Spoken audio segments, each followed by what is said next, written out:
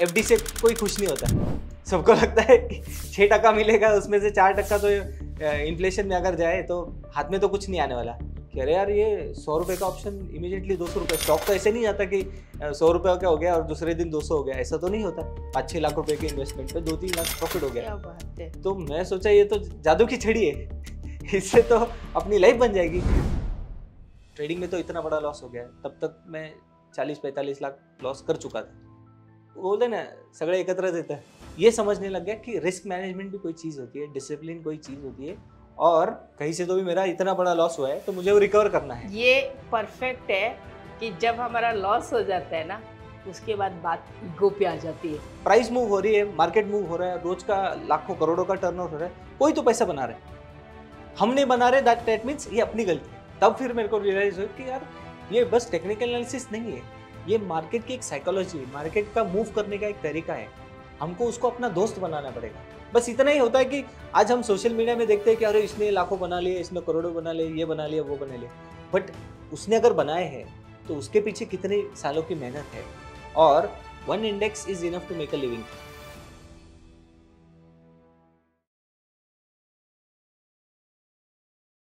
नमस्ते फ्रेंड्स, मैं हूँ ज्योति बुदिया।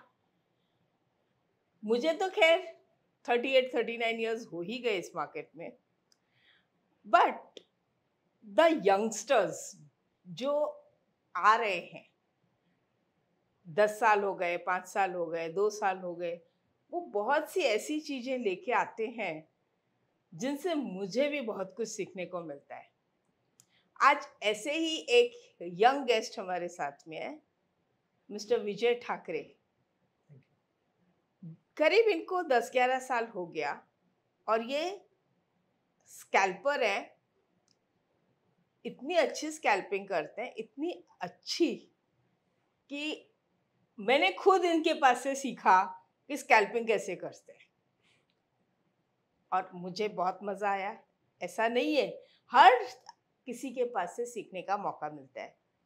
तो हमने ये सोचा कि क्यों ना उन्हीं की ट्रिक्स, उन्हीं से बातें करते हैं, उन्हीं से चीज़ें सीखते हैं और डिस्कस करते हैं।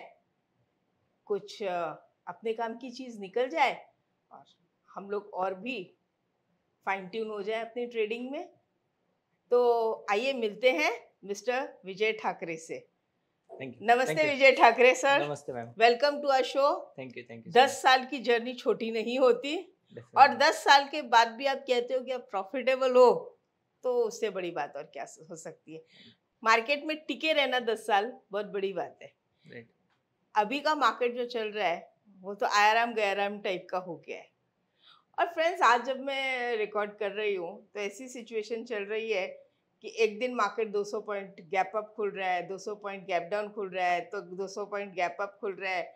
मतलब इतना वॉलेटाइल नहीं कहूँगी इसे, क्योंकि खुलता है और उसके बाद साइडवेज हो जाता है।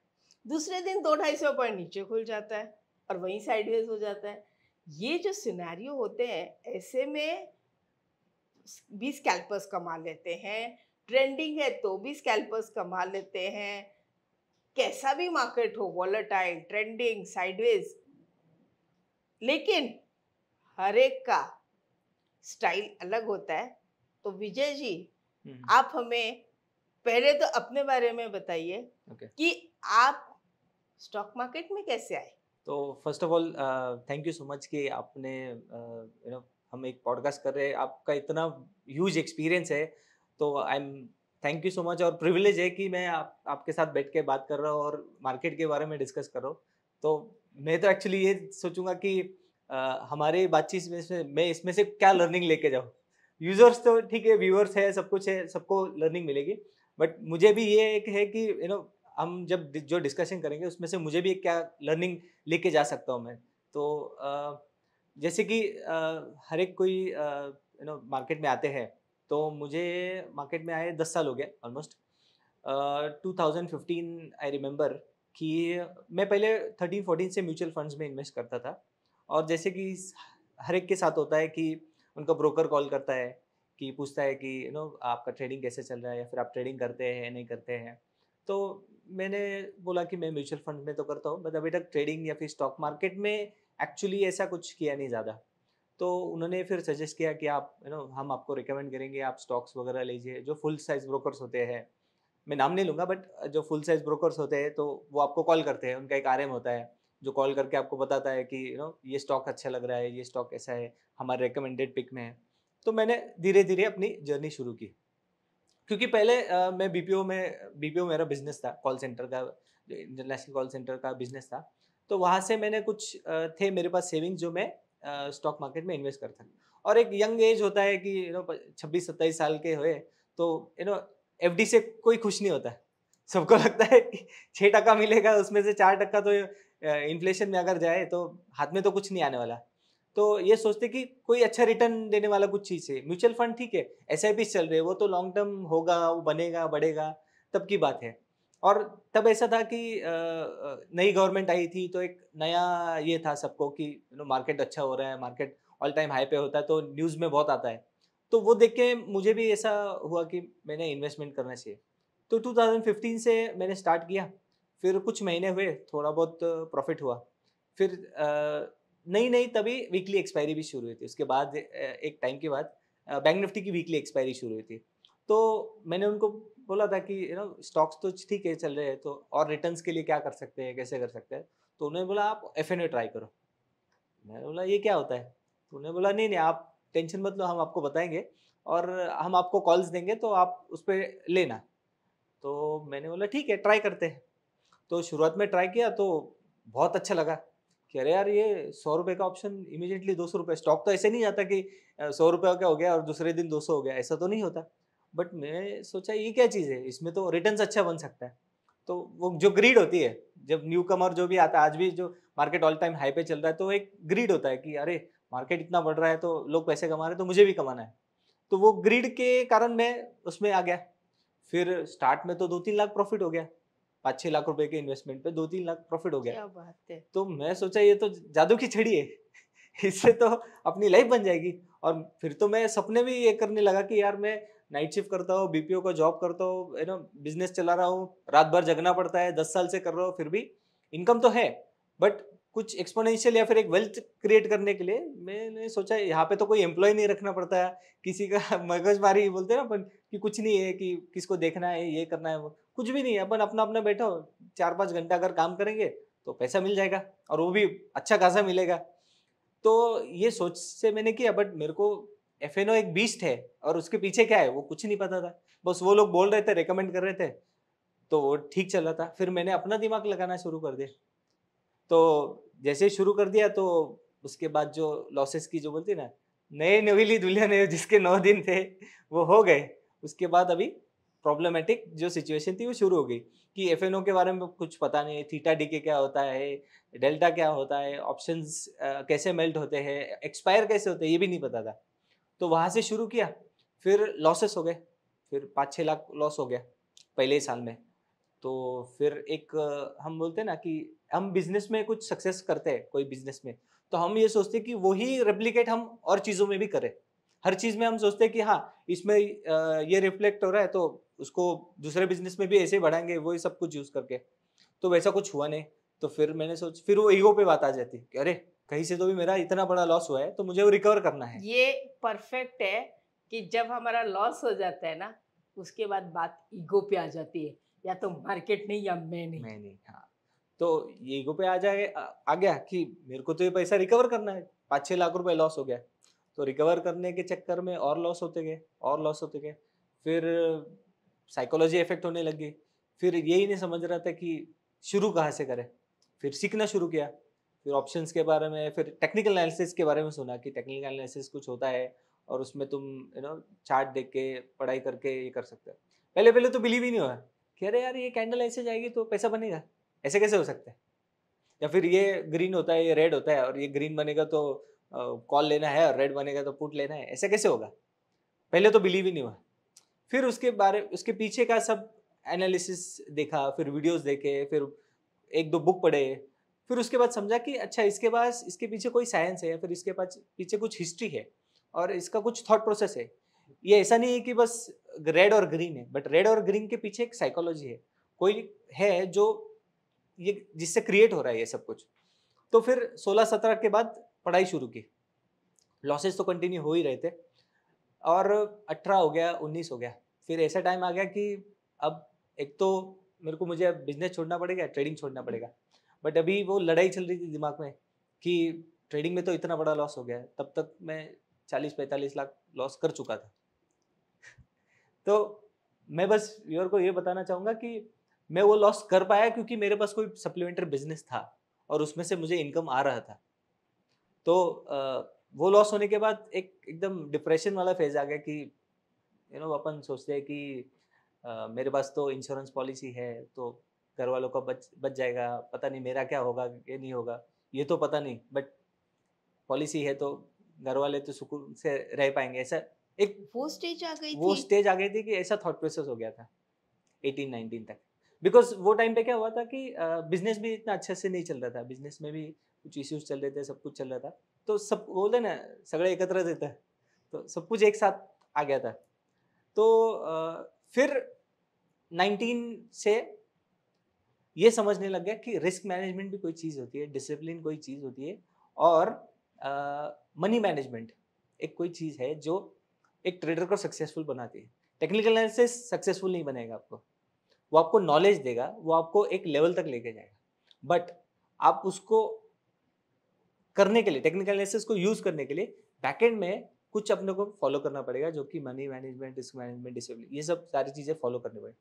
फिर 19 से थोड़ा थोड़ा पैसा दिखने लग गया, फिर ये सोचा कि बैक टू द बेसिक्स जाते हैं, बेस से शुरू करते हैं। ऐसा नहीं कि हमको हर दिन में 10-15 हज़ार ही कमाना है या फिर हर दिन में लाख रुपए कमाना है, ये नहीं सोच रखेंगे, ये सोच रखेंगे कि 2-2 हज़ार रुपए से शुरू करेंगे। फिर वो टाइम पे 18-19 में टीवी पे चलता था जी बिजनेस पे, अनिल जी बोलते थे आज के 2 हज़ार, तो वहां से मैंने शुरू किया थॉट प्रोसेस कि हाँ चलो अपन भी यहाँ से ट्राई करते शुरू करके कि दिन का अगर 2 हज़ार मिल गया या फिर हफ्ते में कुछ पैसा मिल गया तो भी ठीक है।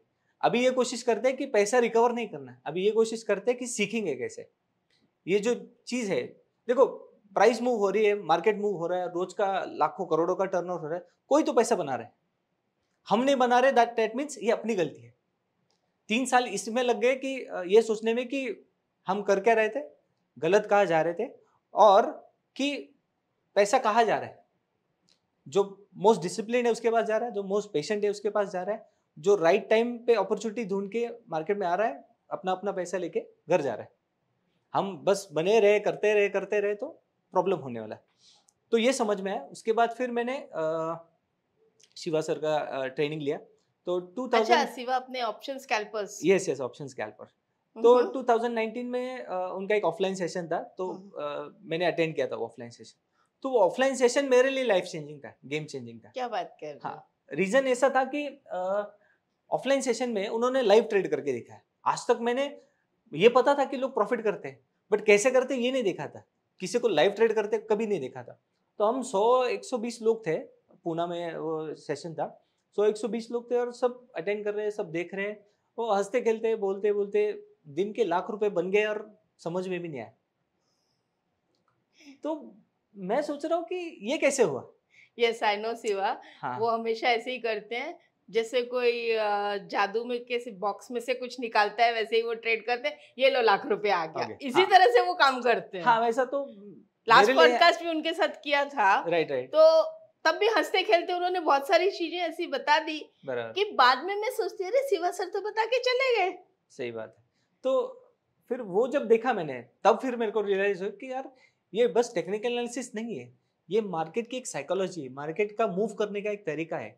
हमको उसको अपना दोस्त बनाना पड़ेगा। हम किसी दोस्त को अच्छी तरह कैसे जानते हैं, या फिर अपने लाइफ पार्टनर को कैसे जानते हैं अच्छे, जब हम उसके साथ रहते हैं, उनके टाइम टाइम स्पेंड करते हैं, उनका नेचर समझते हैं, बिहेवियर समझते हैं, वो कब गुस्सा होंगे, कब अच्छा मूड होगा, ये सब जब हम समझेंगे तभी हम उससे रिलेट कर पाएंगे और तभी हम उसको उसकी चाल समझ पाएंगे। ये जब मैंने समझा तब फिर जाके चेंज हुआ। बट वहां पे भी थोड़ा एक इशू आ रहा था, रिस्क मैनेजमेंट वाला। तो जितेंद्र सिंह करके एक मेंटर है मेरे, उन्होंने ये सिखाया कि तुम्हारा जो कैपिटल है वो तुम्हारे बच्चे हैं, तुम उनको खो सकते हो क्या? बोला नहीं। तो उन्होंने बोला फिर कैपिटल कैसे खो सकते हो? तुम अगर कैपिटल नहीं खो सकते तो तुम मार्केट में टिके हो, अगर तुम टिके हुए तो तुम सीखोगे, तुम सीखोगे तो पैसा बनाओगे। सही है। तो ये जब मैंने सीखा तब जाके सारा जब चेंज हुआ कि साइकोलॉजी समझी, मार्केट का मूवमेंट समझा, फिर रिस्क मैनेजमेंट समझा, पैसे कैसे मैनेज करना है वो समझा, उसके बाद फिर 2020 में मैं प्रॉफिटेबल हो गया। तो एक बात बताओ विजय भाई, यस। आप स्टार्ट किए म्यूचुअल फंड से, फिर आए कैश मार्केट में, फिर आए एफएनओ में। आपको स्कैल्पिंग ये कैसे समझा, मतलब आपको कैसे समझा कि आपका ट्रेडिंग टेम्परामेंट क्या है? बराबर। क्योंकि आज भी बहुत सारे लोग इससे स्ट्रगल करते हैं कि हम क्या ट्रेड लें। अगर कोई बोलता है स्कैल्पिंग करो, वो स्कैल्पिंग में चले जाते हैं, ट्रेडिंग में चले जाते हैं, इन्वेस्टमेंट में चले जाते हैं। हमको खुद कैसे पता चले कि हमारा ट्रेडिंग टेम्परामेंट क्या है? आपको कैसे पता चला कि आपका ट्रेडिंग टेम्परामेंट क्या है? राइट। क्या आप इस पे थोड़ा हमें बताएंगे? डेफिनेटली। तो ये जो टेम्परामेंट वाली जो बात है बहुत अच्छी आपने बोली। जब हम भी सिखाते सबसे सबको, तो जब स्कैल्पिंग सिखाते हैं तो सब लोग बोलते हैं कि ये हमारे बस की बात नहीं है या फिर ये हम नहीं कर सकते। तो टेम्परामेंट कैसे ढूंढना है या फिर टेम्परामेंट जानने के लिए क्या करना है, हमको थोड़ा हमारे पास में जाना पड़ेगा। हमको अपना नेचर समझना पड़ेगा कि मैं एज ए इंडिविजुअल कैसा हूँ। क्यों? क्योंकि हम जब मार्केट में आते हैं, जब ट्रेड करते हैं, हमारा रियल बिहेवियर बाहर आता है जो हमने कभी देखा नहीं होता। जब हम लॉसेस करते हैं, जब हम प्रॉफिट करते हैं, हम उस चीज़ को कैसे रिएक्ट करते हैं, अगर हम ट्रेड होल्ड कर पाते हैं कि नहीं, हम ट्रेड को कैसे मैनेज करते हैं, ये सारे हमारे पास से आता है।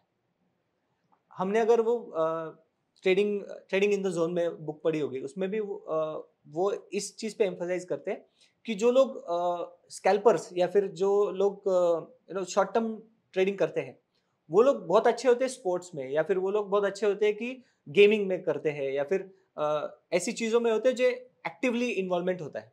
अभी शिवा का भी बैकग्राउंड देख लो, बीपीओ में थे, मल्टीटास्किंग करना पड़ता है। मैं भी बीपीओ में था 10-15 साल। तो बीपीओ में क्या होता है कि बहुत आपको फास्ट टाइप करना है, बहुत फास्ट आपको रिएक्ट करना है। किसी से हम बात भी कर रहे हैं, उसको एक्सप्लेन भी कर रहे हैं, उसको समझा भी रहे हैं, उससे कुछ हमको चीज़ ये करना है कि उसको कुछ सेल करना है, वो भी करना है, और हमको कंप्यूटर भी काम कर रहा है। तो मल्टीटास्किंग की एक आदत हो जाती है, तो वो एक नेचर बन जाता है हमारा, और वो जब नेचर हमारे ट्रेडिंग में रिफ्लेक्ट होता है। तो मुझे ये 4 साल के बाद समझा कि अरे यार, ये बंदे ने जो किया मेरे को यही करना है, या फिर ये जो कर रहे हैं मेरे को यही जमेगा, दूसरा नहीं जमेगा। या फिर मैं ऐसा नहीं टेम्परामेंट है मेरा कि मैं बहुत देर होल्ड करके बैठ सकता हूँ रिलैक्स, हाँ चलो ठीक है। नहीं, मेरे को काम करने की आदत है, मुझे कंटिन्यूसली कुछ रिएक्ट करना है या फिर कंटिन्यूसली कुछ देखना है। तो इसलिए मैंने ये समझा कि मेरा टेम्परामेंट मेरे मेरे लिए मैच होता है कि मैं एज ए स्कैल्पर, या फिर ऐसे बोल सकते हैं कि शॉर्ट टर्म मोमेंटम में गेन कर सकता हूँ। इसीलिए फिर मैंने अपने आप को उस हिसाब से फिर मैनेज करना सीख लिया फिर। यहाँ पे मैं भी व्यूअर्स के साथ एक डिस्कशन करना चाहूँगी। क्या होता है, हम हर फील्ड में ट्राई करते हैं, हम इन्वेस्टमेंट में ट्राई करते हैं, हम ट्रेडिंग में ट्राई करते हैं, फिर हम इंट्राडे, पोजिशनल, स्विंग, ये वो सब ट्राई करते हैं, ट्राई करते हैं। लेकिन सक्सेस कब मिलती है? जब हम खुद से ये ढूंढ लेते हैं कि मेरा टेम्परामेंट क्या है, मैं किस टाइप के ट्रेड में सक्सेसफुल हो सकता हूँ, और फिर उसी में मास्टरी करके आगे निकल जाए, तो लाइफ बहुत इजी हो जाती है। नॉलेज के साथ, रिस्क मैनेजमेंट के साथ, डिसिप्लिन, कुछ भी करो, अपने कोई भी रूल्स बनाओ, बट डिसिप्लिन फॉलो करो। डेफिनेटली। तो आप कह रहे हो कि आपको 10 साल से आप ट्रेडिंग कर रहे हो। हाँ। स्कैल्पिंग स्कैल्पिंग 5 साल हो गए। 5 साल में जैसे मार्केट्स डायनामिक हैं, हम्म। तो कुछ चेंजेस भी दिखाई देते होंगे, और आप बहुत उसके सारे साथ कैसे अपने आप को अपडेट रखते हो? बहुत सारे चेंजेस देखे जाते हैं, और खास करके जब हम ऑप्शन ट्रेड करते हैं तो सबसे ज़्यादा चेंजेस उसमें होते हैं। क्यों? क्योंकि हम सुनते हैं जेन स्ट्रीट हो गया, या फिर कोई बाहर के जो फंड्स है जो आज ऑप्शंस में बड़ा पैसा लगा रहे हैं। तो आज हम देखेंगे कि जो मार्केट है अपना, खास करके ऑप्शंस का मार्केट, वो बहुत ज़्यादा स्क्यूड हो गया है ऑप्शन सेलर की तरफ। हम देखेंगे कि आजकल हम जो ऑब्जर्व करते हैं कि जो ब्रेकआउट ट्रेड्स है वो बहुत फेल होते हैं, या फिर ब्रेकडाउन ट्रेड्स है वो बहुत फेल होते हैं, क्योंकि जो ऑप्शन मार्केट है वो बहुत शॉर्ट टर्म टाइम फ्रेम वाला हो गया। पहले जैसे मंथली एक्सपायरी था, या फिर जीरो डीटी वाले नहीं थे कि हर दिन एक कोई एक्सपायरी है। तो ऑप्शन प्राइसिंग या फिर जो इंडेक्स का मूव था वो स्मूथ था। समझो अगर ब्रेकआउट हो गया तो वो क्लीन ब्रेकआउट हो गया, आपको 100-200 पॉइंट क्लियरली दे सकता था। बट अभी वैसा नहीं होता। अभी एक तो स्पाइक में देगा, या फिर ऐसा होगा कि पहले ऊपर जाएगा, फिर थोड़ा नीचे आएगा, फिर वापस ये करेगा। तो उसमें क्या हो रहा है कि ऑप्शन बायर को भी बहुत शॉर्टर टर्म टाइम फ्रेम पे काम करना पड़ रहा है और ऑप्शन सेलर को भी इक्वली उसको बहुत छोटे टाइम फ्रेम पे काम करना पड़ता है। या फिर पहले क्या होता था कि समझो अगर कोई ऑप्शन 200 आपने 200 पे सेल मारा, अगर शॉर्ट किया है तो वो अगर 100 रुपए आ गया तो वो वापस 200 नहीं जाता था। एक बार 200 से 100 आ गया, 50% अगर मेल्ट हो गया तो वो 200 आने के लिए बहुत मुश्किल होती थी। बट अभी वैसे नहीं होता है। अभी 200 से 100 आ गया तो 100 से वापस 300 जाएगा, 300 से फिर वापस वो जीरो होगा। तो ये जो बिहेवियर चेंजेस है ऑप्शंस के, ये बहुत ज्यादा हम ऑब्जर्व कर रहे हैं अभी। अभी आपने एक वर्ड यूज किया, जीरो डीटी। जीरो डीटी क्या होता है? जीरो डीटी ऐसा है कि समझो बैंक निफ्टी की एक्सपायरी एवरी वेडनेसडे है, फिर मिड कैप की एक्सपायरी मंडे को है, बैंक एक्स की एक्सपायरी मंडे को है, फिर निफ्टी की एक्सपायरी ट्यूसडे को है, निफ्टी की एक्सपायरी थर्सडे को है, सेंसेक्स की फ्राइडे को है। तो एवरीडे एक्सपायरी है। तो आजकल क्या हो रहा है, ऑप्शन सेलिंग में बहुत ज़्यादा फ्लो उसमें आ रहा है, सेलिंग में और बाइंग में भी, कि जिस दिन जिस इंडेक्स की एक्सपायरी है उस दिन वो लोग वो चीज़ ट्रेड करेंगे या फिर वो इंडेक्स ट्रेड करेंगे। तो जिस दिन एक्सपायरी है उसको जीरो डेटी कि उस दिन ही एक्सपायर होना है, तो मतलब 0 days to expiry. 0 days to expiry. हाँ, okay, same day expiry same को डे जीरो एक्सपायरी। डीटी। हाँ, एक फैंसी टर्म यूज फैंसी करते टर्म हैं। जो यूएस में से आया है वो। तो आप क्या जीरो डीटी ट्रेड करते हैं या नेक्स्ट नहीं। वीक की करते हैं कि कैसे करते हैं? हाँ, तो ये एक एक्चुअली बहुत बड़ा लर्निंग था बहुत लोगों के लिए और सबके लिए होगा, मे बी व्यूअर्स एग्री भी करेंगे कि जब नया ये जो जीरो डीटी वाला आया था कि हर दिन कोई ना कोई एक्सपायरी हुई थी, तो इनिशियली सबने ट्राई किया कि चलो ये इंडेक्स ट्राई करके देखते हैं, वो इंडेक्स ट्राई करके देखते हैं। हमने पहले 1-2-3 महीने ट्राई किया, बट फिर समझ में आया कि नहीं यार, ऐसा नहीं हो सकता। हर एक्सपायरी नहीं ट्रेड कर पाएंगे। क्यों नहीं कर पाएंगे? क्योंकि हर एक इंडेक्स का वैल्यू अलग है, हर एक इंडेक्स का मूव करने का तरीका अलग है। फिर जब हमने बाकी इंडेक्सेस ट्राई किए तो नहीं जमा, क्योंकि फिर निफ्टी जो है उसका मूव करने का तरीका एकदम ही अलग है। मिड कैप जो 10,000 का इंडेक्स है 12,000 का भी हो गया है, 12,000 का इंडेक्स है उसका मूव करने का तरीका अलग है। निफ्टी जो 25,000 है उसका मूव करने का तरीका अलग है। बैंक निफ्टी जो 50,000 है उसका मूव करने का इंडेक्स तरीका अलग है। फिर सेंसेक्स है वो जो 80,000 का है उसका और ही अलग तरीका है मूव करने का। तो उस तरीके को या फिर उस मूवमेंट को गेज करना एवरीडे अलग अलग अलग करना मुश्किल है। तो मैंने ये सोचा कि अपना फोर्टे है बैंक निफ्टी, अपन ट्रेड करते हैं बैंक निफ्टी, तो बस उसके ही स्टिकअप रहेंगे और उससे ट्रेड करेंगे। तो 2-3 महीने ट्राई किया, मिड कैप भी ट्राई किया, फिर निफ्टी भी किया, सब ट्राई करके देखा। बट फिर एट द एंड जो बैंक निफ्टी पे पकड़ बहुत है, हमारी जो एक रिलेशनशिप अच्छा होता है तो वो बैंक निफ्टी से ही है और फिर वही ट्रेड करते हैं अभी। तो आप वही जीरो डीटी ट्रेड करते हो या नेक्स्ट एक्सपायरी ट्रेड? नहीं, नेक्स्ट एक्सपायरी ट्रेड करते हैं। समझो अभी वेडनेसडे एक्सपायरी हो गया, फिर थर्सडे से जो नया एक्सपायरी चालू होगा तो बट वेडनेसडे को जो करोगे वो जीरो हाँ, डीटी? वो तो वेडनेसडे को जो जब एक्सपायरी तो वही तो आपका ज्यादा फोकस जीरो डीटी पे रहेगा या फुल वीक वैसे सेम इक्वल रहता कोई है? इक्वल ऐसा देखो, जब हम ये सोचेंगे कि मेरे को जीरो डीटी पे फोकस करना है, फिर वो गैम्बलिंग हो जाएगा कि मेरे को जिस दिन एक्सपायरी होना है तो उसी दिन मेरे को ट्रेड करना है। तो मैं वो उसमें नहीं बिलीव करूंगा। मैं ये बिलीव करूंगा कि मेरे को लॉन्ग टर्म ट्रेडिंग में कैसे मैं ये कर सकता हूँ, कि ये सोचना है कि अगले 5 साल हमको टिकना है, तो रोज जीरो डीटी करके तो नहीं कर पाएंगे। एक इंडेक्स को पकड़ेंगे, उसको अच्छे से ट्रेड करेंगे, अच्छे से फॉलो करेंगे, तो वो बेटर रहेगा। मैं अभी सुन रही हूँ, आप मुझे मिड कैप सुना रहे हो, फिर निफ्टी बता रहे हो, बैंक निफ्टी बता रहे हो, निफ्टी बता रहे हो, सेंसेक्स मतलब आपको इंडेक्स से इतना लगाव है, स्टॉक से नहीं है? स्टॉक से है बट वो लॉन्ग टर्म इन्वेस्टिंग के लिए। मतलब स्टॉक्स में ट्रेडिंग आप स्कैल्पिंग नहीं करते हो? नहीं करता। हाँ, तो जैसे सारे पुराने ट्रेडर्स से, बड़े ट्रेडर्स से सुना है कि one index is enough to make a living. तो मैं सोचता हूँ कि उसको ज़्यादा फॉलो करें तो बेटर है। अभी देखो इसमें एक थोड़ा चेंजेस जैसे हमने देखा है कि जो कंसल्टेशन पेपर है उसमें ये चीज़ उन्होंने मेंशन की है कि लीडिंग इंडेक्सेस 2 होंगे और बाकी के इंडेक्सेस में भी मंथली एक्सपायरी में होंगे। तो अब मैं सेंसेक्स भी सीखने की कोशिश कर रहा हूँ कि weekly expiry, because weekly expiry की एक आदत हो गई है कि वीकली एक्सपायरी ट्रेड करना है। मंथली एक्सपायरी का प्रीमियम भी बहुत हाई होगा और मूवमेंट में भी उतना नहीं हो पाएगा। तो वो सोच से फिर अब अपने आप को सीखने के लिए या फिर अडाप्ट करने के लिए ये सोच रहा हूँ कि सेंसेक्स भी मैं सीखना शुरू करूँ। तो बैंक निफ्टी तो है ही ऑलरेडी और उसके साथ फिर मैं सेंसेक्स भी सीखना शुरू कर रहा हूँ। तो ये जो अभी रेगुलेशंस आ रहे हैं कि शायद लॉट साइज बढ़ा देंगे Right. वैल्यूएशन के हिसाब से, तो क्या आपको लगता है कि रिटेल वालों के लिए भारी पड़ेगा ये?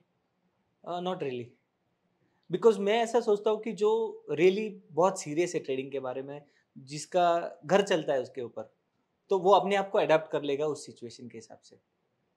ये मेरा भी मानना है, क्योंकि हमने जब स्टार्ट किया था, विजय को मालूम है कि नहीं आई डोंट नो, बट विजय भाई जब मैंने स्टार्ट किया था 2002 में, तो लॉट की जो वैल्यू होती थी ना वो 2 लाख की होती थी। राइट, वो 2 लाख की करते करते 5 लाख पे पहुंची, बराबर। और 5 लाख पे जब पहुंची तो हमने देखा कि वॉल्यूम पे कोई फर्क नहीं पड़ा, बल्कि बढ़ रहा था। आज भी अगर ये 20 लाख की बात करते हैं तो हम देखें तो बहुत सारे स्टॉक्स की जो लॉट साइज और उनको उनकी वैल्यू से करें तो 15 लाख 12 लाख 15 लाख तो ऑलमोस्ट है होता ही ही है। बराबर तो कोई खास फर्क मुझे तो नहीं लगता है कि नहीं किसी पड़ेगा। को पड़ेगा, बट इसीलिए I am not sure. Right, right. हाँ, देखते हैं कि क्या होता है, मार्केट कैसे रिएक्ट करता है या फिर लोग कैसे रिएक्ट करते हैं। बट मुझे भी ऐसा नहीं लगता कि कुछ उसमें चेंजेस होंगे, वॉल्यूम में तो भी ज़्यादा चेंज नहीं होगा। हाँ, बस इतना ही हो सकता है कि जो जीरो डी वाला जो था, जो वॉल्यूम आ रहा था, वो थोड़ा कम हो जाए या फिर वो स्प्रेड हो जाए। तो वो कह रहे हैं ना कि 1 एक्सपायरी लेके आएंगे। राइट, सो ऐसा हो सकता है कि निफ्टी में ज़्यादा वॉल्यूम आएगा, फिर सेंसेक्स में ज़्यादा वॉल्यूम आएगा, बिकॉज वो दोनों ही मे बी, ऐसा कंसल्टेशन से समझ में आ रहा है कि मे बी वो दोनों ही वीकली होंगे, तो उस हिसाब से मुझे ऐसा लगता है कि उसमें स्प्रेड हो जाएगा वॉल्यूम। स्कैल्पिंग में ऐसा सुना है, मैं भी ऐसे ही करती हूँ। ऐसा कहते हैं कि हाथ बहुत फास्ट चलना चाहिए, क्योंकि बहुत लोग गिव अप कर देते हैं। राइट, आपके भी कुछ स्टूडेंट्स मुझे मिले थे, शिवा सर के स्टूडेंट्स भी मिले थे, बोलते थे वो इतना फास्ट जाते हैं कि मैं सोच भी नहीं सकता है, मेरा हाथ नहीं चलता है, एंट्री हो जाती है एग्जिट नहीं होती है, इसलिए। राइट। तो क्या आपको लगता है कि उसमें हाथ की फास्ट होने की बहुत जरूरत है?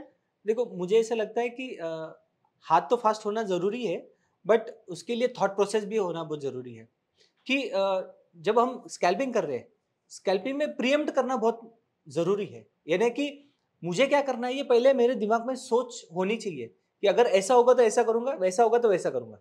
ये ऑलरेडी अगर मेरा ऑब्जर्वेशन में कंटिन्यूस प्रोसेस में हो, तो ही मैं उसको रिएक्ट वैसे कर सकता हूँ। अगर मेरे थॉट प्रोसेस में ही नहीं है, तो वो मेरे हाथ तक नहीं आएगा। मेरा ब्रेन मेरे को ये देगा ना कि तुझे रिएक्ट करना है। ब्रेन पहले बोलेगा कि तेरे को रिएक्ट करना है। तो वो थॉट प्रोसेस में ऑलरेडी चलना चाहिए कि मुझे, अगर मार्केट ने ऐसा बिहेव कर रहा है तो मुझे इमीडिएटली ऐसा करना है, या फिर ऊपर जा रहा है तो इमीडिएटली मुझे कॉल लेना है, नीचे आएगा तो इमीडिएटली पुट लेना है। ये मेरे थॉट प्रोसेस में ऑलरेडी होना चाहिए। जो मेरे ऑब्जर्वेशन, जो मैं स्क्रीन देख रहा हूँ, उसके लिए स्क्रीन रीडिंग बहुत ज़रूरी है, स्क्रीन का ऑब्जर्वेशन बहुत ज़रूरी है। फिर अगर हम ऑप्शन ट्रेड कर रहे हैं, तो ऑप्शंस का जो चार्ट है या फिर ऑप्शंस का जो बिहेवियर है, उसको समझना बहुत ज़रूरी है। वो ऑलरेडी हमको उस बिहेवियर के बारे में पता होगा। जैसे हम बोलते हैं ना कि समझो कोई दोस्त है अपना, हम 4 लोगों में बैठे हैं, ओके? तुमने कुछ, अगर मैंने कुछ शब्द बोल दिया और आपने बस देख लिया और आपने बोला हाँ ठीक है, बाकियों को नहीं समझा कि आपने क्या बोला या फिर क्या जोक हुआ, बट हम दोनों को समझ गया कि अच्छा इसको ये बोलना था या फिर इसको ये हाँ, चीज़ होता है। कमेंट करनी थी। जिसको हम कभी-कभी सार्केज़्म भी बोलते हैं कि कोई कुछ बोल देता है, 4 लोगों को नहीं समझता, बट जो उसका दोस्त होता है पास का, उसको समझ आता है कि इसका पॉइंट ऑफ व्यू क्या है। तो उस हिसाब से हमको मार्केट को भी देखना है, या फिर जो इंडेक्स हम ट्रेड कर रहे हैं उस हिसाब से हमको, तो इतना सिंक्रोनाइजेशन होना ज़रूरी, तभी हम रिएक्ट कर पाएँगे फास्ट उसको। मतलब आपका कहने का मतलब है कि आप जो देख रहे हो, सोच रहे हो, वो उसमें फास्ट होना है, हाँ, जो समझ रहे हो उसमें फास्ट होना है, राइट, उसके बाद आपको एक्शन क्या लेना है उसमें फास्ट होना है, यस, और फाइनली एक्शन फास्टेस्ट होना चाहिए। यस। ओके, अगर किसी से ये नहीं होता है, ये सूट नहीं होता है, तो हुँ, क्या करें? दूसरा कुछ ट्राई करें। मार्केट तो एक समुंदर है, मार्केट में तो बड़ी भी मछली है, छोटी भी मछली है, अलग टाइप के ये भी है। तो अगर हमसे स्कैल्पिंग नहीं हो रही, तो हम मोमेंटम ट्राई ट्राई कर सकते हैं। हम हायर टाइम फ्रेम पे ट्राई कर सकते हैं, जहाँ पे रिएक्शन टाइम इतना फास्ट नहीं हो। अगर मैं 5 मिनट देख रहा हूँ, तो आप 15 मिनट पे ट्रेड करो, या फिर 1 आवर पे ट्रेड करो, या फिर डेली पे ट्रेड करो, स्विंग ट्रेड करो। मुझे ऐसा लगता है कि options is not the only option, बराबर ना? Option is not the only option.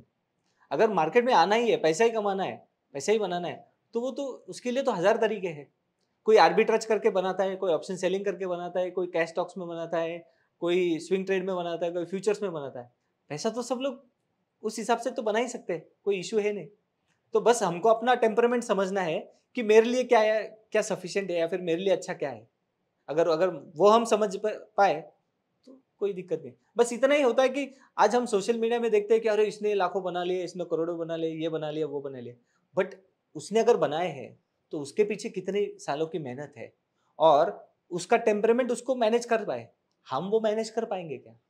अगर नहीं कर पाएंगे तो फिर हमको कुछ अलग ढूंढना पड़ेगा। भले हमारी स्पीड कम हो बट हमारी लंबाई भी तो ज़्यादा हो सकती है, फिर हमारी जो कैपेसिटी वो भी तो लंबी हो सकती है। तो हमको उस हिसाब से सोचना पड़ेगा। हम किसी को कंपेयर करके कोई फायदा नहीं है कि कोई लाखों बना रहा है तो मुझे भी बनाना है, वैसा नहीं हो सकता। वो तो सबकी पॉकेट साइज अलग होती है। राइट।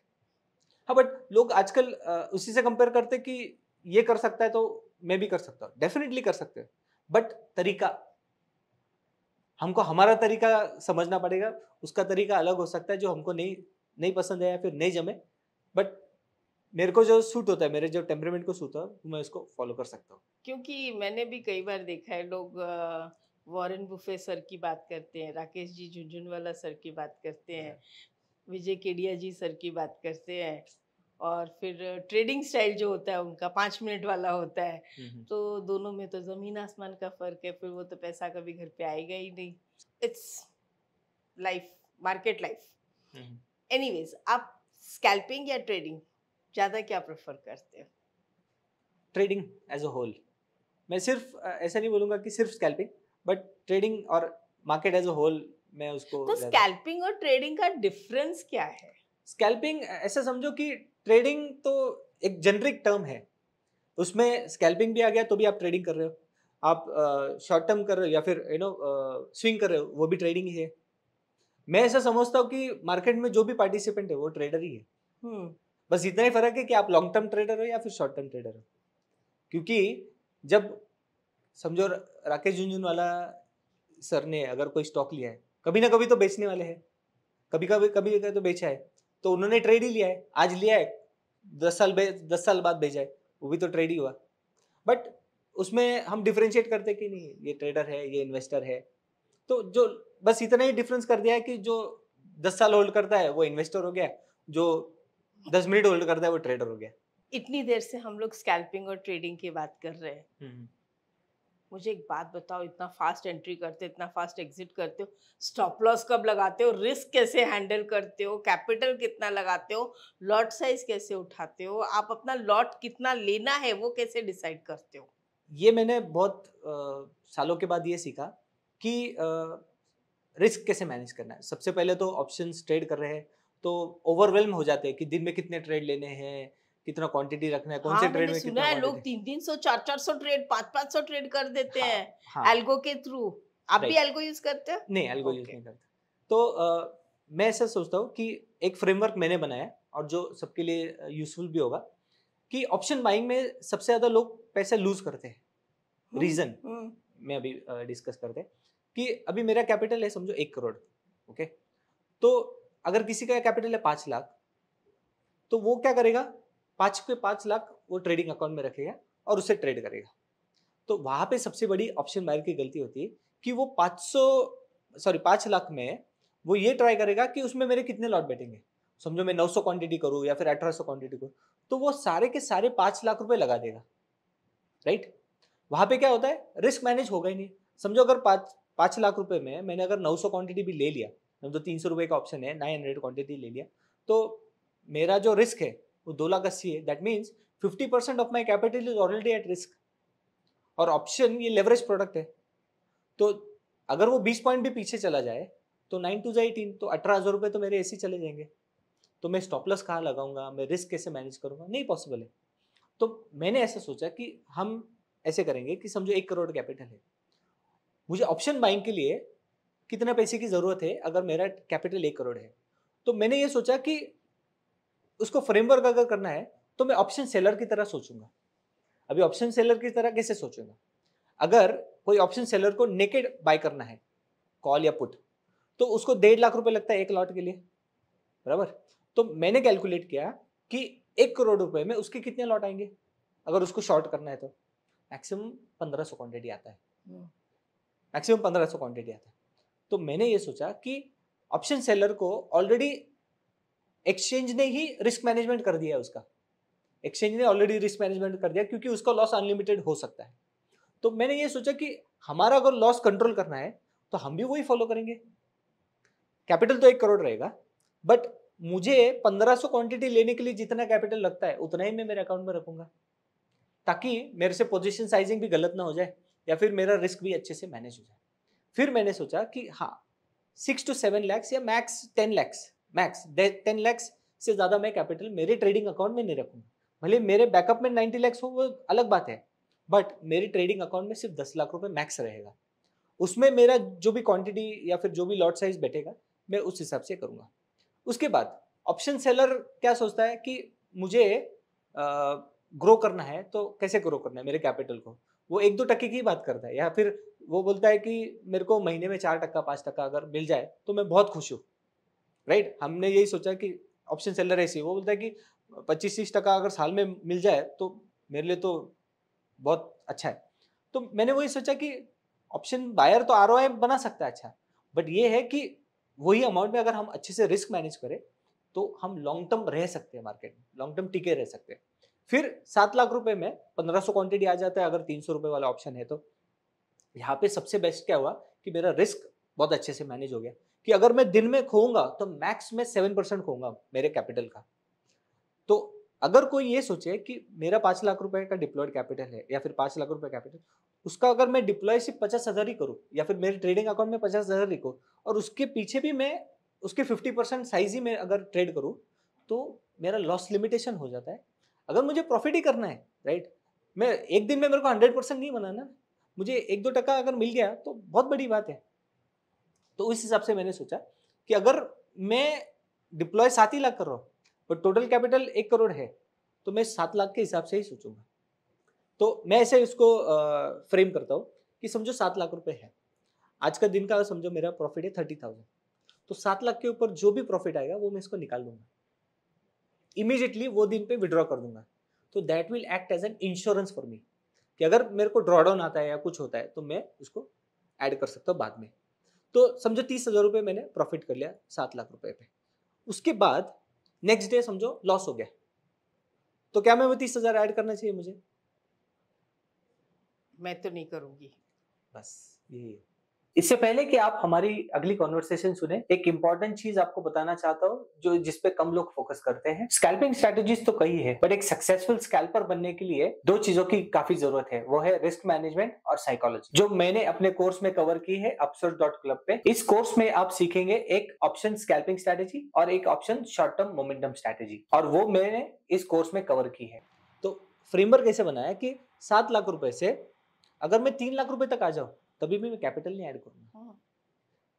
क्यों? क्योंकि हम स्कूल में तो यही सीखे कि जब गलती होती है तो पनिशमेंट मिलती है।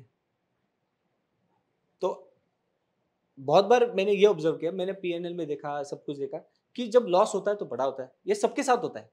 मैंने भी आप हम दोनों ने बहुत लोगों को सिखाया होगा, हर एक जन यही बोलता है कि ऐसा नहीं हमको ट्रेडिंग नहीं आता, ट्रेडिंग तो आता है, बट यही होता है कि 7 दिन प्रॉफिट करते हैं और एक दिन में पूरे 7 दिन का लॉस कर देते हैं। ये इसीलिए होता है कि हम कैपिटल ही इतना रखते हैं कि हम उसको लूज नहीं कर सकते, या फिर इतना बड़ा कैपिटल होता है या फिर इतना छोटा होता है कि वो इमीडिएटली एक दिन में ही चला जाएगा। तो इसीलिए फिर मैंने ऐसा सोचा कि जिस दिन प्रॉफिट होगा निकाल देंगे, जब 3 लाख रुपए तक आ जाएगा तभी मैं 1 लाख रुपए ऐड करूंगा। ऐसा नहीं कि मैं वापस उसको रिफिल करके 7 लाख रुपए बना दूंगा, क्योंकि ये ऑब्जर्व किया इतने साल के एक्सपीरियंस के बाद कि समझो 3 लाख से मैं वापस अगर धीरे धीरे 15 दिन, महीने भर या 2 महीने में अगर मैं वापस 7 लाख तक चला जाऊं ना, तो मेरा कॉन्फिडेंस अलग लेवल पे होता है। क्यों? क्योंकि हम हार गए थे समझो, या फिर एक लूजिंग स्ट्रीक पे थे, वहां से हम विनिंग स्ट्रीक पे आ गए और हमारा कैपिटल वापस रिप्लेनिश हो गया। फिर वहां से जो कॉन्फिडेंस बढ़ता है फिर वो हमको मार्केट में टिके रहने के लिए मदद करता है।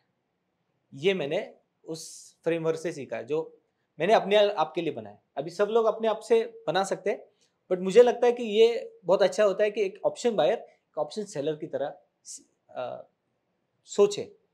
और ये जो हम बात कर रहे थे कि एक्सचेंज भी जो रूल चेंज कर रहा है, ये ऑप्शन बायर के लिए भी बहुत अच्छा है। अगर ऑप्शन बायर भी ऑप्शन सेलर की तरह सोचे कि ठीक है उनका लॉट साइज जो है वो 2 लाख पे होने वाला है, समझो आज 1.5 लाख है तो 2 लाख हो गया या 3 लाख होगा, 3 लाख पे हो गया तो उसने भी ये सोचा ना कि अगर मेरे पास 3 लाख रुपए नहीं है तो मैं ऑप्शन बाइंग नहीं करूँ, मैं दूसरा कुछ कर लूँ, या फिर मैं दूसरी चीज़ों से पहले एक्सपीरियंस गेन कर लूँ या फिर प्रॉफिट बना लूँ, उसके बाद मैं ऑप्शन बाइंग के बारे में सोचूँ।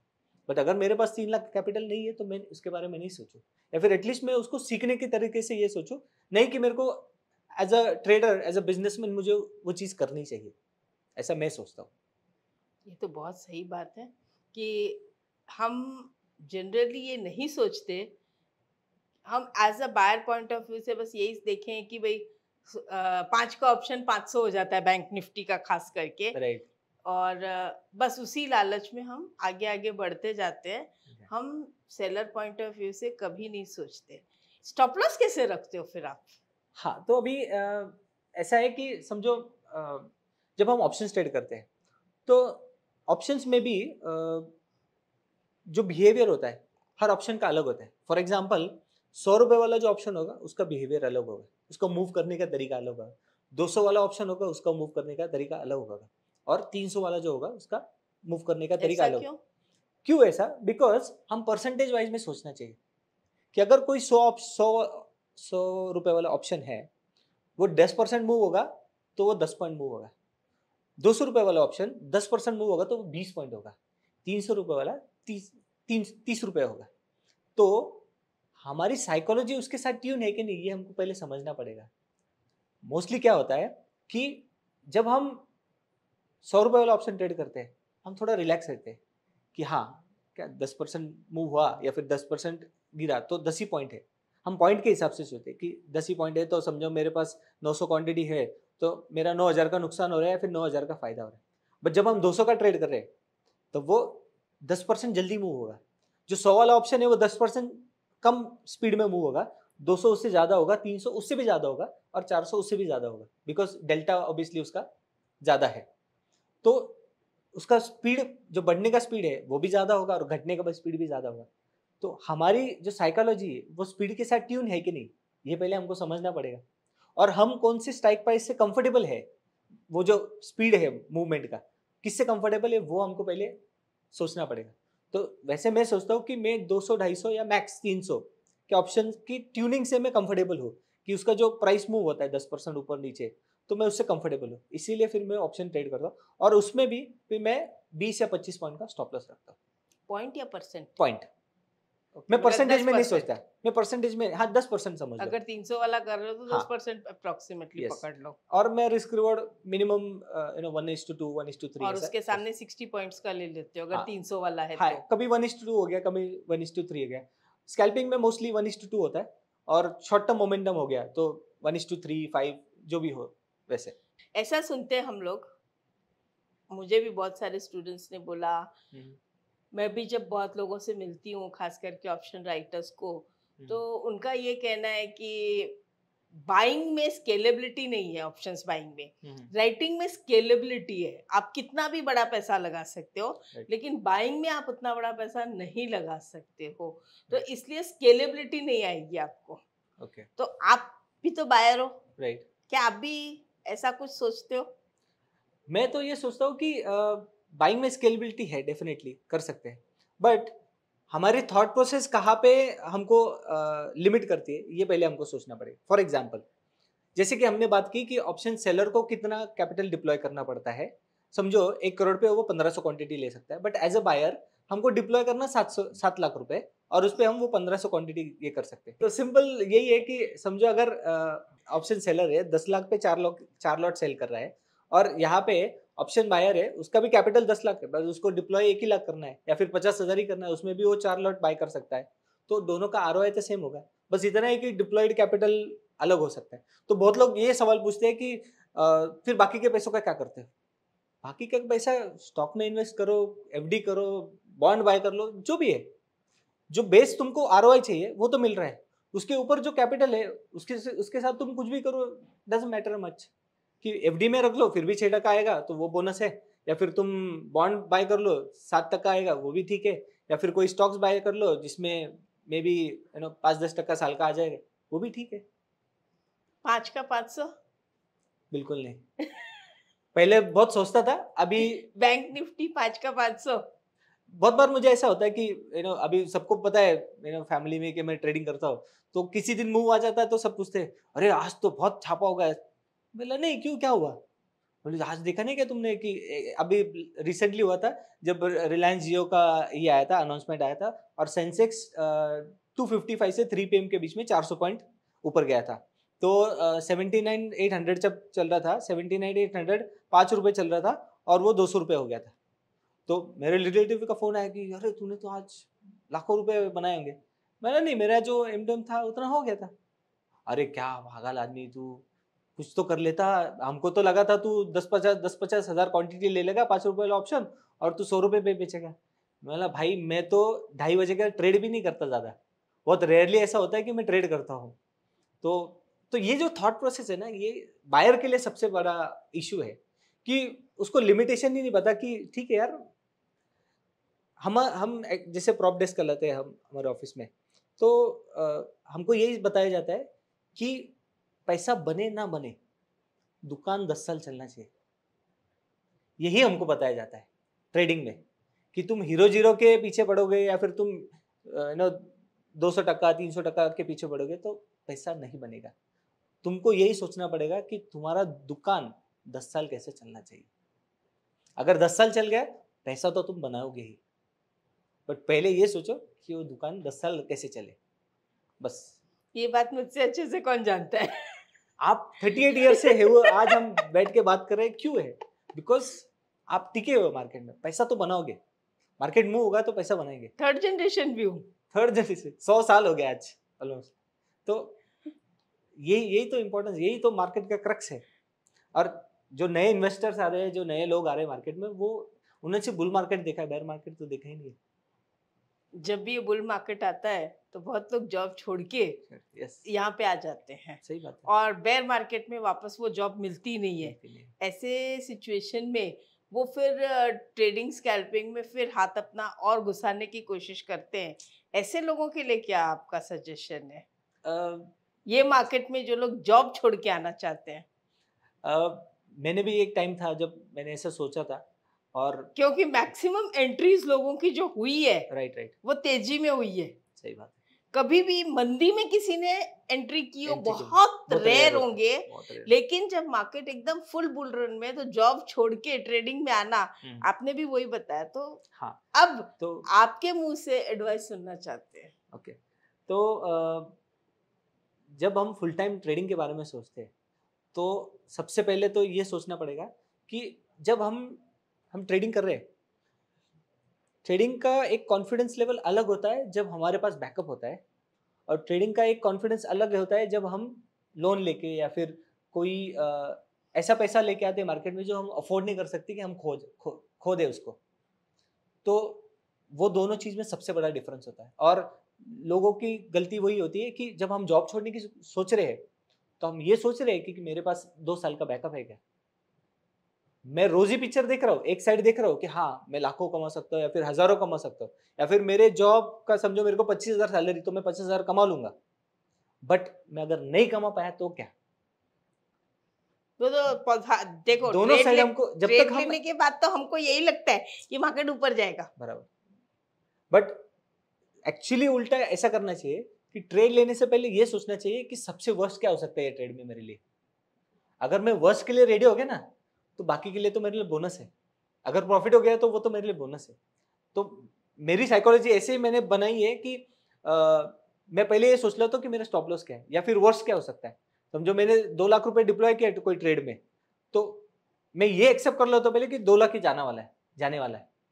इसके ऊपर अगर आ गया तो ये मेरे लिए बेनिफिट है, बट नहीं गया तो मैं ऑलरेडी मेंटली प्रिपेयर्ड हूँ कि अच्छा ठीक है, अगर ये ट्रेड में मेरे 2 लाख रुपए लॉस होगा तो इज दैट एक्सेप्टेड, और is it am I going to lose my sleep over it. मैं अपनी नींद खराब करूंगा क्या वो पैसे के लिए? अगर वो पैसा आपने लाया है और आप उसके लिए कंफर्टेबल हो, तो ही आप वो ट्रेड लेना अच्छी बात है, या फिर तो ही आप ट्रेडिंग में रहो।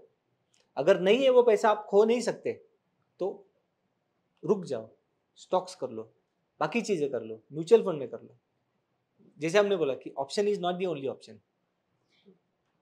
एक बात बोलते विजय भाई, मैं कभी भी जनरली मार्केट के बाद ही शूट्स करती हूँ। राइट आप आए हो तो मैं मार्केट टाइम में शूट कर रही हूँ। राइट और ठीक है, मेरा मार्केट आज के लिए साइड हो गया, राइट लेकिन फिर भी मैं मार्केट छोड़ना नहीं चाहती। राइट और आप सामने हो तो बिल्कुल नहीं छोड़ना चाहती।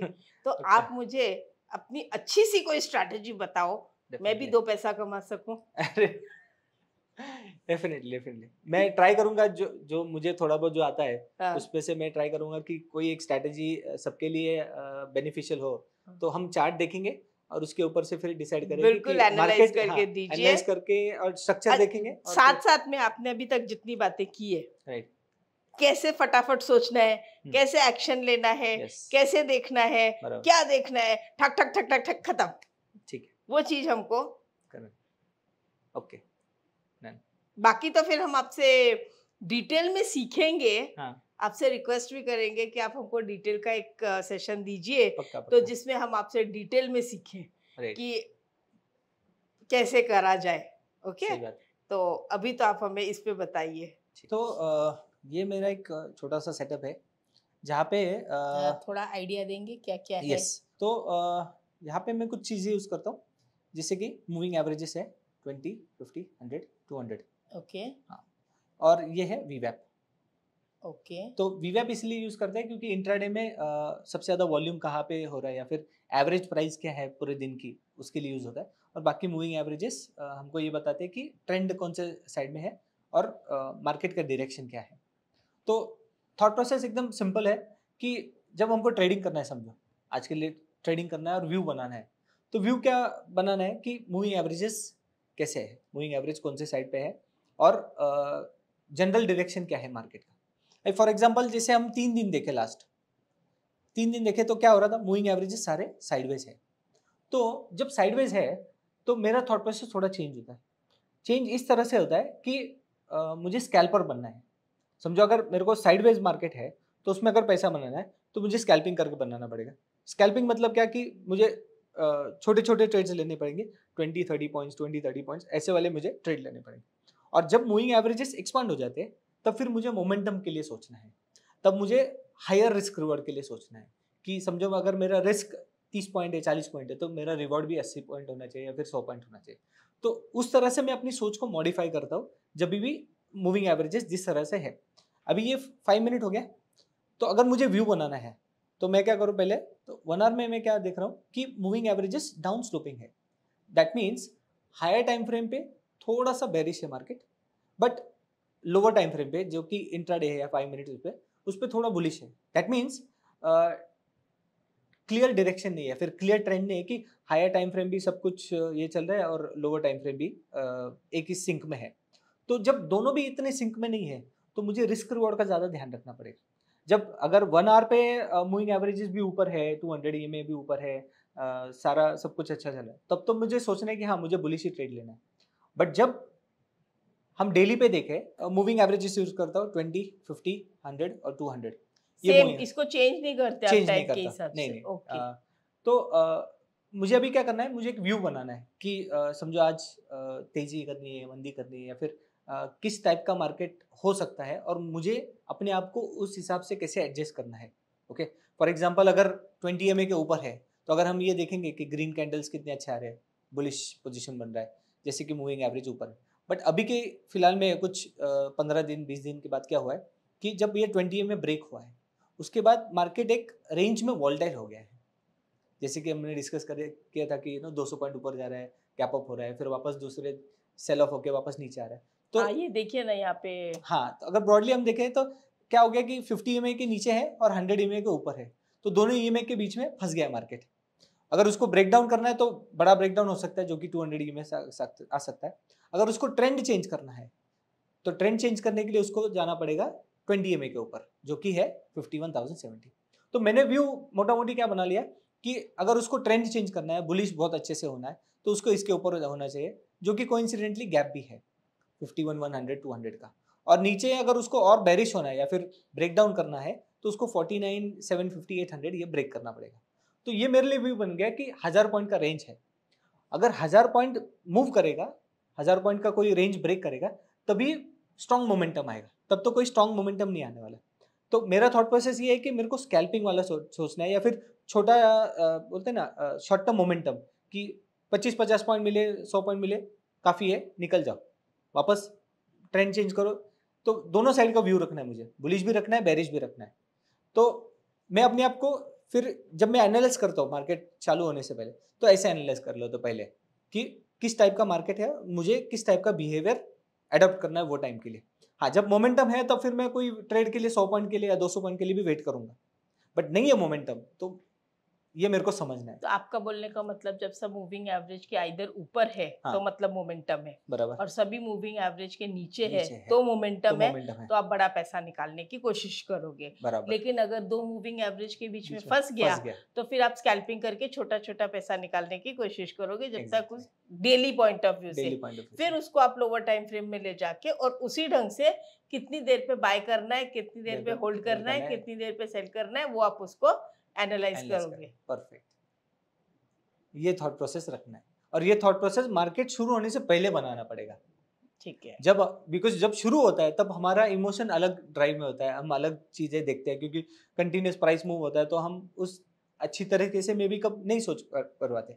बट ये व्यू जब हम बना लेते हैं तब क्लैरिटी होती है, थॉट क्लैरिटी के, हाँ अच्छा ऐसा होगा तो ये करना है। तो ये एक बार व्यू बन गया, फिर अब मैं जा रहा हूँ लोअर टाइम फ्रेम पे। समझो अभी मैं गया 15 मिनट पे, 15 मिनट में क्या बोल रहे हो? रिफ्रेश कर। हाँ, 15 मिनट में वापस अगर हम देखें कि मूविंग एवरेजेस फ्लैट हो गए थे सब, अभी धीरे धीरे ट्राई करें कि ऊपर जाए। अभी मेरे लिए सबसे कन्विंसिंग ट्रेड क्या होता है कि जब वो 200 EMA के ऊपर फुल बॉडी कैंडल क्लोज करे, ग्रीन क्लोज करे, तब फिर मैं बड़ा ट्रेड के लिए प्लान करूंगा। क्यों? क्योंकि ऊपर गैप है, 100-200 पॉइंट का गैप है, तो मैं अच्छा बड़ा ट्रेड कब प्लान करूंगा? जब ये करूंगा। कोइंसिडेंटली अगर हम देखें लास्ट 3 डेज का भी रेंज यही है, तो हम सपोर्ट रेजिस्टेंस भी सोच रहे हैं, हम मूविंग एवरेजेस को उसके साथ कोरिलेट कर रहे हैं।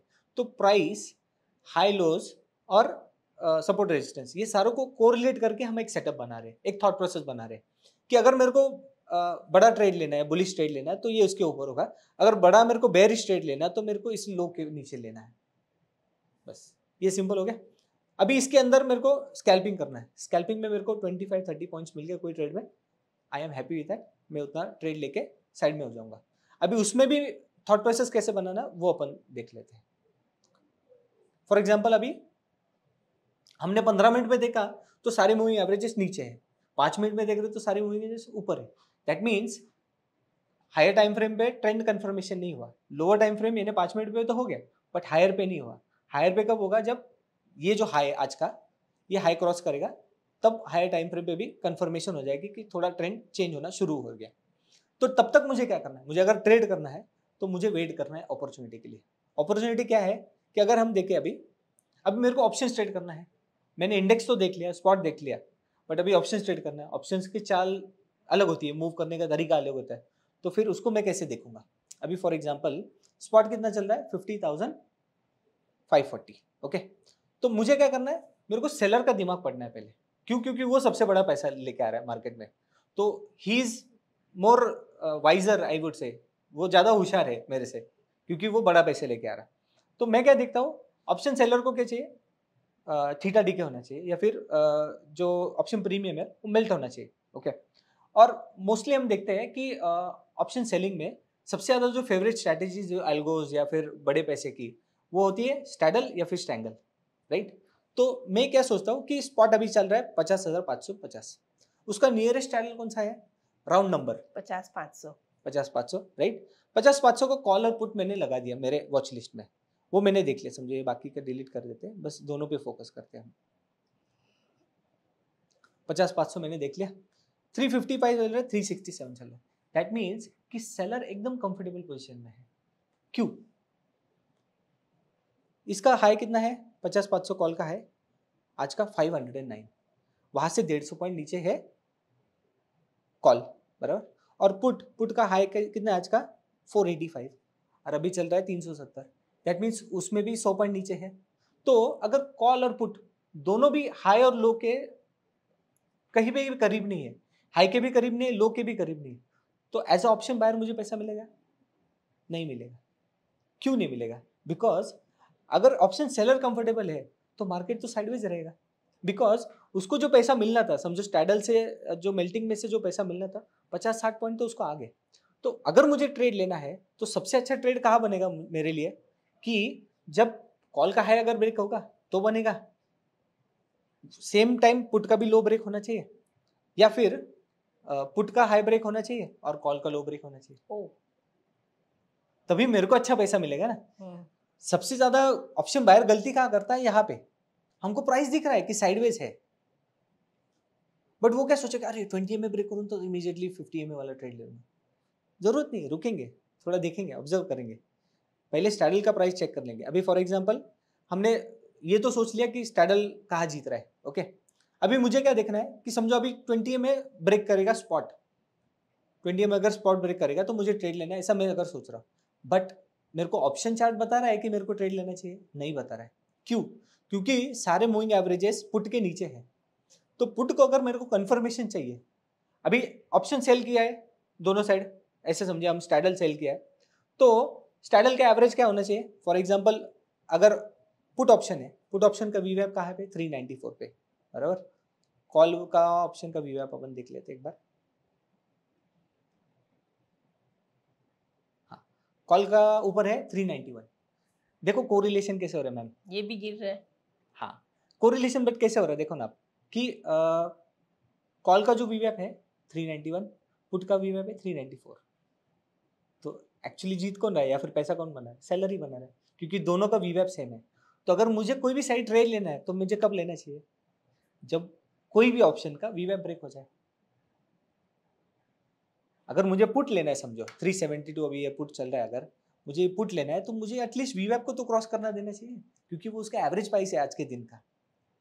तो ये मेरा थॉट प्रोसेस होता है अगर मुझे ट्रेड लेना है, या फिर मैं ऑप्शन स्कैल्पिंग के लिए भी रिएक्ट कर रहा हूँ, ये सारे थॉट प्रोसेसेस में पहले अपने दिमाग में उसको रिवाइंड कर रहा हूँ बार बार बार बार बार बार, कि अच्छा ये देखना है, वो देखना है, ये देखना है, फिर ऑप्शन सेलर कहाँ जीत रहा है, या फिर ऑप्शन सेलर क्या कर रहा है, उसको पैसे कैसे मिलेगा, या फिर उसको अगर स्पाइक चाहिए, अगर बायर को स्पाइक चाहिए तो कहाँ मिलेगा, बायर को स्पाइक चाहिए तो उसको ऑप्शन उसके वीवैप के ऊपर मिलेगा ना, उसके पहले तो कुछ नहीं हो रहा है, देखो कैंडल तो वैसे बन रहा है, तो अगर मोमेंटम मिलेगा तो उसके ऊपर मिलेगा। और अगर ऑप्शन कॉल भी देखे तो सिंपल है कि अगर वो वीवैप के ऊपर जाएगा तभी मेरे को उसको मोमेंटम मिलेगा, तो अभी मेरे को कुछ करना ही नहीं है, और सबसे ज्यादा पैसा यहीं पे लॉस करेगा बायर। ओके, मतलब हमको ये समझना ज्यादा जरूरी है कि आज बायर का डे है या नहीं है। सुबह था ना, सुबह था, मिल गया, पैसा बना लिया, आउट। खत्म। बट अभी नहीं है तो अभी नहीं कुछ करना, अभी रुक जाएंगे। तो मार्केट के बाद भी आप प्रैक्टिस करते हो? यस, ऑब्जर्वेशन तो करना ही पड़ता है मैम, देखना तो पड़ता ही है। कितना घंटा? 1 घंटा तो भी, 1 से 1.5 घंटा तो भी ऑब्जर्व करना पड़ता है कि इंडेक्स कहाँ पे है, ऑप्शंस कैसे मूव कर रहे हैं, ऑप्शंस का प्राइसिंग क्या चल रहा है। इतना टाइम निकाल पाते हो? 100% मैम, ये तो रोजी रोटी है, बिजनेस है, ये लाइफ है अपने लिए, तो उसमें टाइम निकालना ही और उस पर ही काम करना है। अगर लाइफ है तो यू नो बोलते हैं ना कि जो प्रिपरेशन होता है, जो भी स्पोर्ट्स में हम प्रिपरेशन करते हैं, हम देखते हैं कि सबसे ज़्यादा तो जो क्रिकेटर्स होते हैं वो नेट प्रैक्टिस में ज़्यादा टाइम स्पेंड करते हैं, 6-8 घंटा टाइम स्पेंड करते हैं, तभी जाके वो 6 मार पाते हैं या फिर 4 मार पाते हैं। तो हमको अगर कोई बिजनेस में है जिसमें रियल लाइफ चीज़ें चेंज होती है इमीडिएटली, तो उसको पहले प्रैक्टिस करना ही पड़ेगा कि 1-1.5 घंटा 2 घंटा देना ही पड़ेगा रोज का, तभी हम ये समझ पाएंगे, ये देख पाएंगे। अभी ये जो ऑब्जर्वेशन आए ये कहाँ से आए, बार बार देखते रहेंगे ऑब्जर्व करते रहेंगे, तभी वो आएगा। क्योंकि मैं भी जब रिंग में जाती थी तो मैं देखती थी कुछ बड़े ब्रोकर्स होते थे, वो स्टडी करते थे आफ्टर मार्केट, तो मैं उनसे यही कह रही थी, अंकल जी आप क्या कर रहे हो? बोला मैं स्टडी कर रहा हूँ। मैंने कहा मार्केट तो बंद हो गया। बोला अगर अभी स्टडी नहीं करूंगा तो कल क्या करूंगा? तो मैंने कहा मुझे भी करना चाहिए। बोला बिल्कुल करना चाहिए। वहां से मेरी भी आदत हो गई है रोज के 2 घंटे प्रैक्टिस करने की। तो वही मैं आप लोगों से भी पूछती हूँ कि क्या मैं अकेली प्रैक्टिस करती हूँ या आप लोग भी करते हो, या हर एक जिसको पैसा कमाना है वो करता है? यस, हमको अगर पैसा कमाना है ना तो प्रैक्टिस तो करना ही पड़ेगा ना। विजय भाई, ये सब देख के तो मुझे लग रहा है कि it is a tough job, of course not so easy, it requires a huge amount of practice, बड़ा प्रैक्टिस चाहिए। लेकिन जिसको भी देखते हैं, सुनते हैं, यही कहते हैं कि सेबी ने कहा है कि भाई 90% आर लूजर्स, ओनली 5 और 7 और 8 10% लोग जो है वो कमाते हैं। राइट। तो क्या ये ऐसा प्रैक्टिकल, मुझे ये बताओ कि ये 90% का रेशियो कैसे कम हो सकता है? मतलब लूजर्स का रेशियो कम हो जाए, राइट, विनर्स का रेशियो बढ़ जाए, इसके लिए क्या कर सकते? उसके लिए आप क्या कर सकते? तो मैं ऐसा थॉट प्रोसेस रखता हूँ, जब मैंने वो पढ़ा, उनका जो एनालिसिस था वो पढ़ा, मैंने ये सोचा कि इससे अच्छा मेरे लिए बिजनेस नहीं हो सकता। क्यों? क्योंकि उनका एनालिसिस ऐसा बताता है कि 90% लोग लूज करते हैं, बराबर।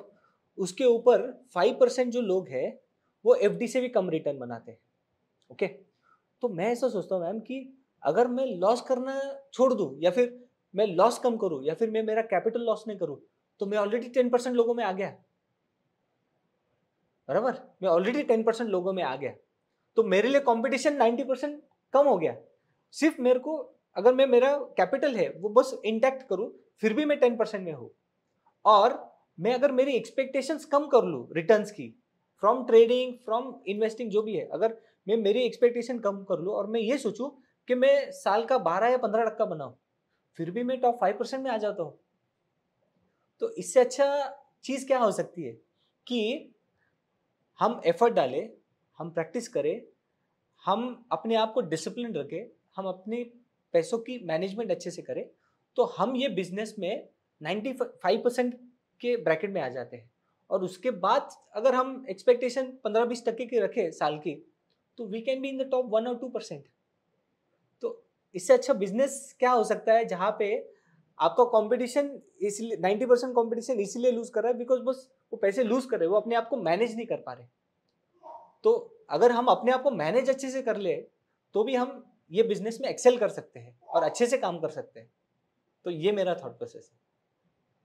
आपका थॉट प्रोसेस तो एकदम परफेक्ट है। इसी के साथ विजय भाई, आपका थैंक यू बहुत मैम, बहुत thank you so thank you. Much. आप टाइम निकाल के आए और इतना अच्छा और सिंपल तरीके से हमको समझाया, इससे अच्छा और हमको क्या चाहिए। एंड फ्रेंड्स, आप हमारे कमेंट्स और लिख सकते हैं। अगर आपको पसंद आया तो लाइक भी करिए, शेयर भी करिए और अपने फ्रेंड्स को फॉरवर्ड कीजिए जो ये सीख सकते हैं। इसके अलावा आप और किन लोगों के साथ सीखना चाहते हो, हमें कमेंट्स में लिखिए। हम उन्हें बुलाएंगे, उनके साथ डिस्कस करेंगे, उनकी स्ट्रैटेजी समझेंगे और आपको भी गाइड करेंगे। Thank you so thank you so much. Much.